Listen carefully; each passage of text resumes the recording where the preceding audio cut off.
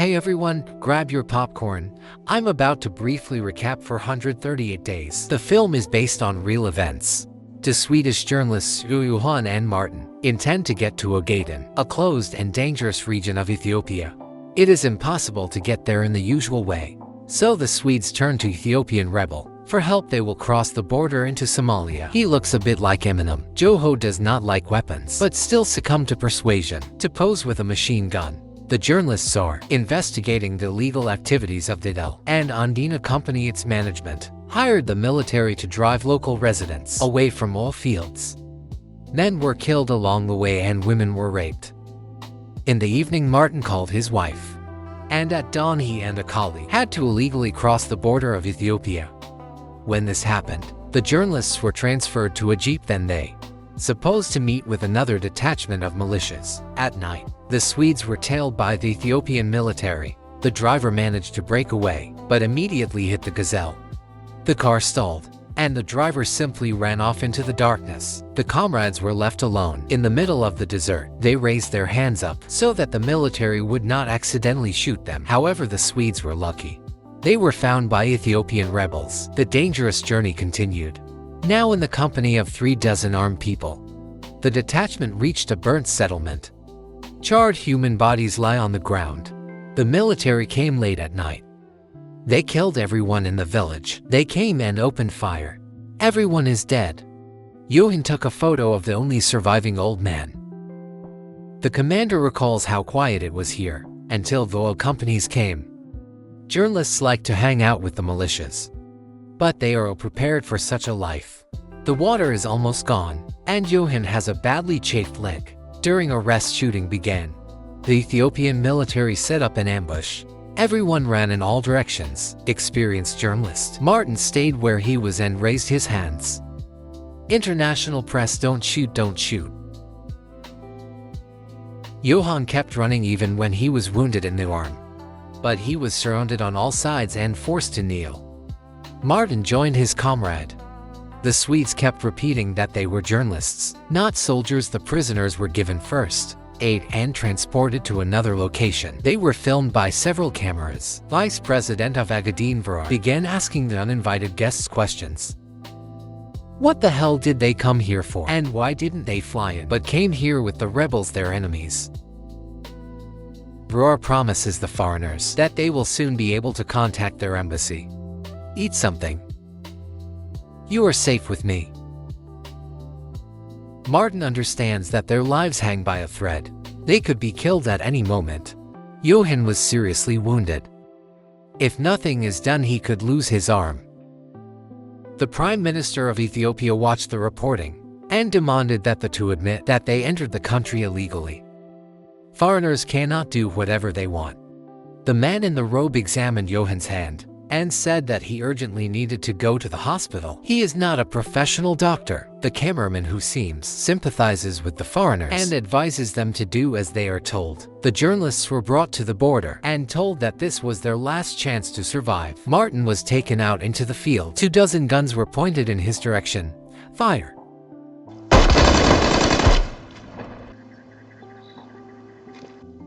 Martin was intimidated. He immediately told the camera that he entered the country illegally.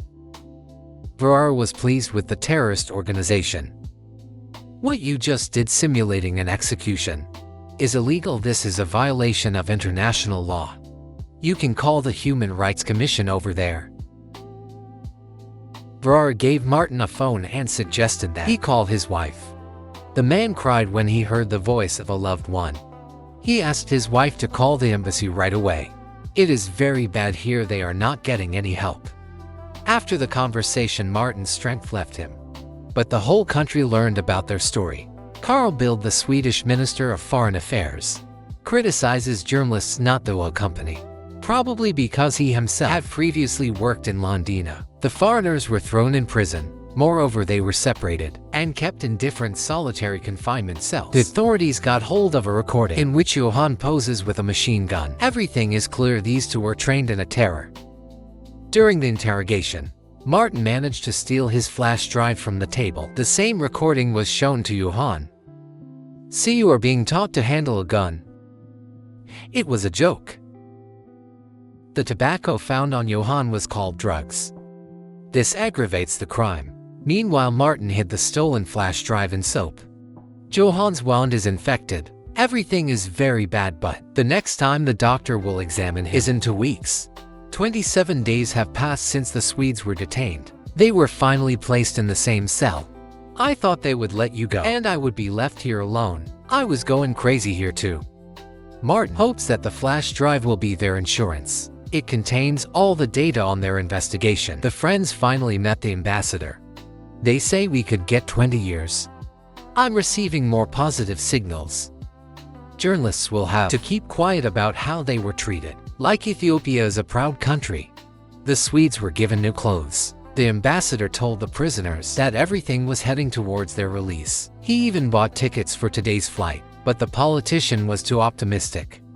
The foreigners were accused of terrorism and told to wait for the next trial. Hussein is removing the prisoners' complaints. For example, he constantly rapes women, which leads to unwanted pregnancies. The second operator, Amodi, also raised his hand and said that he saw the bodies of people who were subjected to incredible torture. The prisoners were taken off the bus and searched. Martin still has that bar of soap with him. Now the Swedes will have to live in cramped conditions with other Ethiopian prisoners. Their appearance caused a violent reaction from the inmates. The Swedes realized that this town was their prison. They will have to sleep on the floor in an overcrowded barracks. Whether they will have mattresses, the local authority Chala will decide. Fortunately, he has heard about our heroes and treats them well. The guards do not interfere in anything. Prisoners against prisoners, then prisoners sleep practically hugging each other. At night, rats scurry over them. That cameraman Amodi soon disappeared somewhere. Fearing reprisals, Hussein is going to flee the country. But their goal was not to help people, but to find out who would dare to tell about it. It turned out that Amodus was taken by the police. Hussein understands that he is next. Then they will come for his family. They all need to leave Ethiopia. 83 days have passed since the arrest. Today the Swedes will be visited by their families. Johann was visited by his parents and Martin's wife and mother. Ambassador again asked not to mention politics and the oil company. In court, Martin handed over a USB stick with his investigation to his wife. In the future, she will have to give it to journalists. Another 74 days passed. Only now were the Swedes brought to court. A crowd of journalists from all over the world awaited them. There was not a single free seat in the courtroom. The defendants' relatives also arrived. The Swedes are accused of illegal entry into Ethiopia, supporting terrorism, and participating in terrorist activities. The prosecutor's office insists on 35 years in prison. After the false witness spoke, a video was shown. In it, Martin says that they had to assemble a small army to cross the border. Johann snus was called a powerful narcotic substance. Johann himself was allegedly taught to shoot accurately. He was preparing to fight. That's why he joined this organization. You're kidding me, the sound was added later. I didn't shoot, objection. The sound was superimposed after the filming. Yes. We added the sound later to show what the Swedes did. The video can be accepted as evidence. It's a fake, it's a hoax. The Swedes are under pressure. So it's time to make public the fact that the foreign minister was a member of the board of Landing Oil.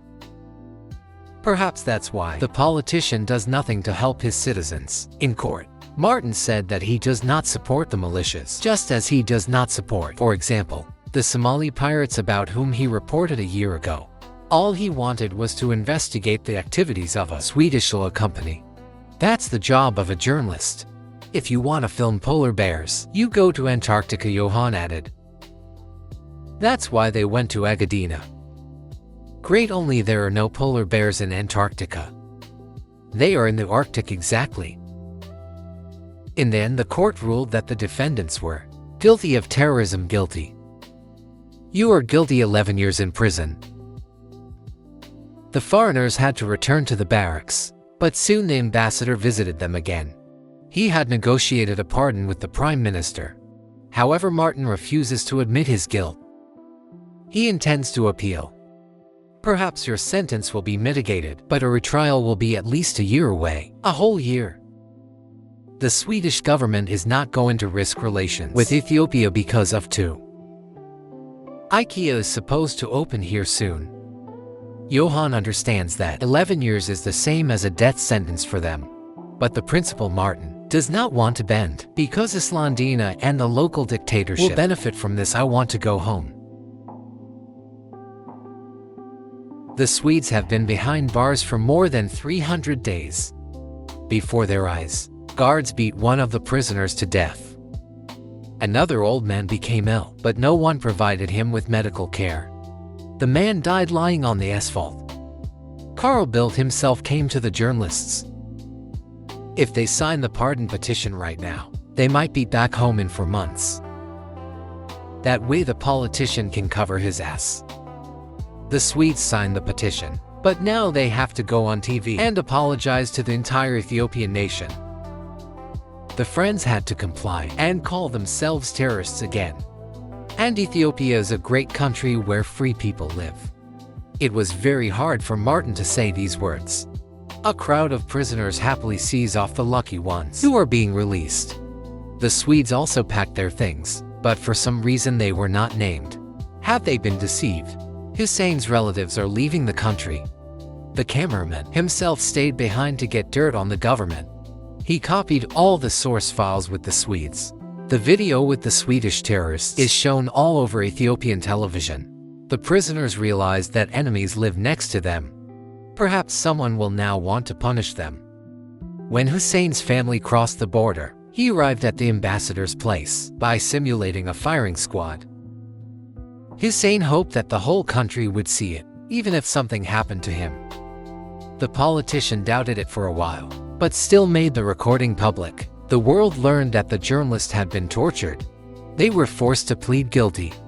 This is a real disgrace for the Ethiopian government. It was probably Hussein who saved the journalists' lives. On the 438th day of their imprisonment, they were simply told that they were free. The Swedes were literally pushed out of prison until those above changed their minds. Johan did not believe what was happening until the very end, because they could even be taken back from the plane. The Friends exhaled only when they took off.